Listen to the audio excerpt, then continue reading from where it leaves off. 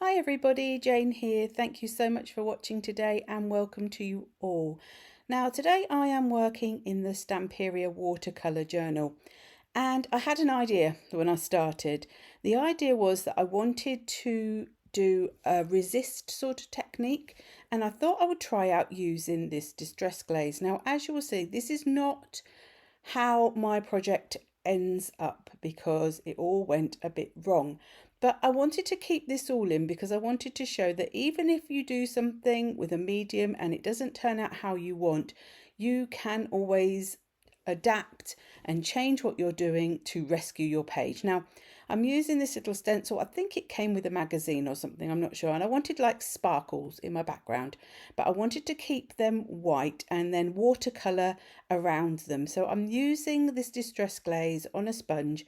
And as I was doing it, I knew that it was quite thick around the edges, but I thought that might be fine. Now, distress glaze is like gives a water resistant type effect to things. So you can put it on top of things to help repel water. Now after a while it then says you're meant to buff it. So I buffed it, and as I buffed it I did think to myself, I'm not sure if this is all smearing round my page, but I could see a little bit of the shine of the stenciling, and I thought, well, it might be all right. That was my mistake. Now, I first of all started putting some water down, and straight away you can see the water is beading up on top of where the glaze has actually smeared all over my page. But I thought, well, maybe once I start to add the paint, that will be okay. And as you can see, it really wasn't. It's just beading up on top. It's not sinking into the paper at all. And as I get my kitchen towel, you can see I can just wipe it off. So I knew at this point that this was not going to work. So I quickly had to change what I wanted to do. Now I could have put maybe a coat of gesso or something over the top, but I thought, no, I'm just going to go straight in with my acrylics because acrylics will go on top of shiny surfaces. So I'm going in with the Amsterdam acrylics, and I do believe it's Persian Rose and Naples Yellow Deep that I'm using.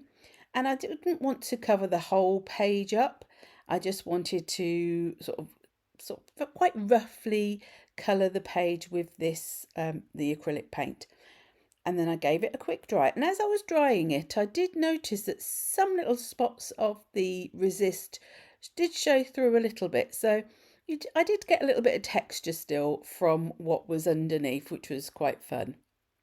Now, once that was dry, I did want to make sure that it wasn't going to rub off. So I'm going over with my kitchen towel just to check that it won't come off where the glaze was. And I want to put my sparkles back in. So I'm going in now with the titanium white and the exact same stencil that I was using to start with, just to add a little bit of interest into the background with, I'm not sure if there's stars. They're probably meant to be stars, I think, going by what else is on that stencil. But I like to think of their little sparkles.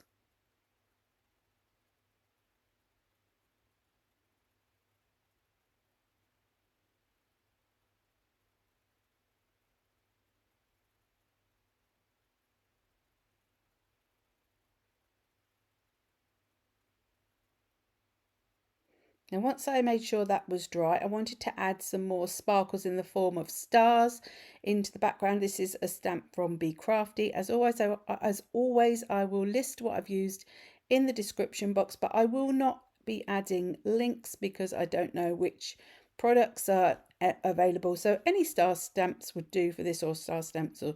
Now, as you can see, as I was stamping some of these, this wasn't working brilliantly either, but I don't worry when I'm art journaling. It's in a journal. It's not, anything that's going to be hung up or given away. And also, it's the background. And so if it's the background, I know that I'm going to be adding things on top of this as my focal points. So I'm not too worried. And I'm using archival ink pads to make sure that they will be permanent when they're down. And also, archival ink is really good at going over different products like acrylic paint, so that's what I'm using. And the Kitsch Flamingo that I chose first was way too pale, so I went in with picked raspberry and I think it's spiced marmalade, the orange one. So I've added those on, and then I wanted to have some focal points. So I'm using these images from Fairies in Bloom by Maremi, and it's from that collage book. And I cut out this girl because this journal is my faces journal. It's a journal where I always make sure that every page has some sort of face on it. So I wanted her, and then, but I didn't just want her on her own. I wanted to add some extra bits, so I also cut out some flowers.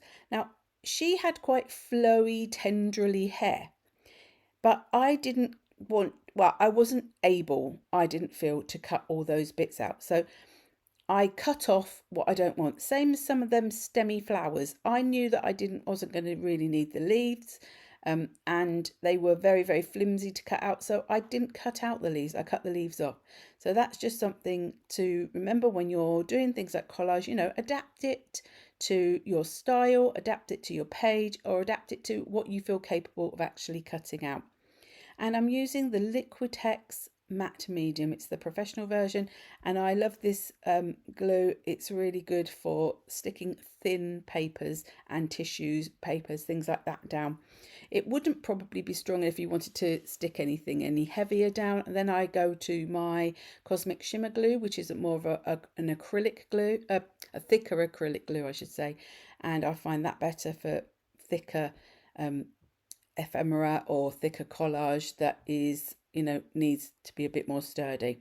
So I lay it all out first, and then I stick it all down, and thinking sort of about where I want to put things.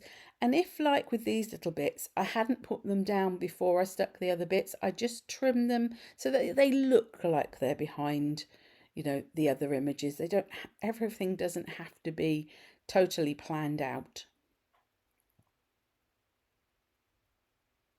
Now, in between, I have to admit, I did add a layer of Daniel Smith watercolour ground, because I knew that there was a lot of acrylic medium on this page, and that if I didn't add something in between, I probably wouldn't be able to use this water reactive Inktense pencil, but I forgot to film that bit.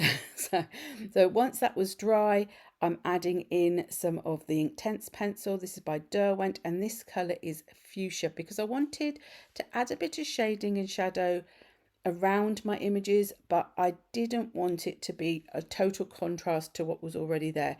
So this, I find, is always a good thing. So if you're wanting to add some shadow but you don't want it to look too out of place, pick a colour that matches in with your background but is maybe a bit darker, so that you can still get that shading but it's not going to look totally, you know, out of place.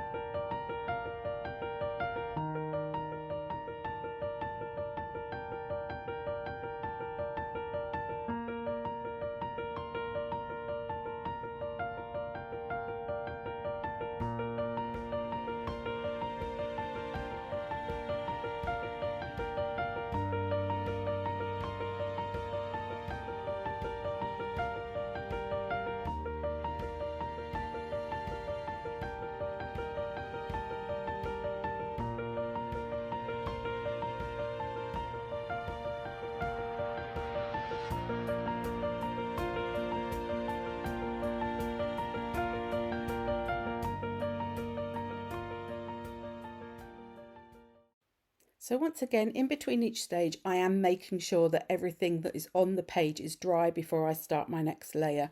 I don't always show that, because obviously letting things dry takes time, and it's not something that you need to be watching. But just sort of every time I'm moving between layers, I am making sure that the previous layer is dry, just to make that clear. Now, I wanted to add some more into the background. I felt it was a little bit plain still. So I've got this stamp set that I designed for Cleverprints a while ago. Unfortunately, I'm not sure where any of these things are now available from, but I still like to use the things I have. And I wanted it to be quite subtle. So I went in with the grey Archival ink, I think it's Hickory Smoke. And then to add my main sentiment in, I went in with black so that it stood out. And for a change, I decided to actually stamp directly on the page. I knew that if I messed up, I could always then stamp it onto card and stick it on afterwards. So here is the finished pages, or the finished spread, I should say. I hope you enjoyed watching this, and if you did, please give it a thumbs up and maybe a hype. And if you haven't already subscribed, I'd love it if you could subscribe as well. And that big thank you and shout out to my super supporters. These are my YouTube members whose names you will see here. Thank you for your extra support that you give me every month. And until the next time, bye-bye.